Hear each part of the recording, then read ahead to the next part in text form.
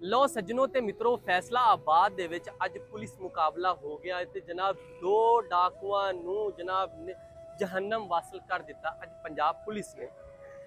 वाकया जनाब इस तरह पेश आंदा है थाना ठिकरी वाले इलाके दे विच दो डाकू जिहड़े कि फड़े गए सीगे। इन्हां डाकुआं ने आबद कांस्टेबल नूं कुछ दिन पहले जनाब शहीद किया सीगा।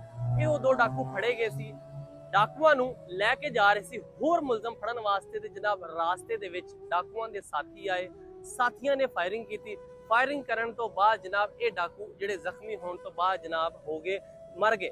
उस तो बाद जनाब फैसलाबाद दी पुलिस ने बड़ी कार्रवाई की कि जनाब जिहड़ा आबद कांस्टेबल सीगा अपनी ड्यूटी सारा अंजाम देंदियां जनाब ए जिहड़े दो डाकू सी ना, डाकुआं दा नाम तुहानूं दसदा जावां जनाब।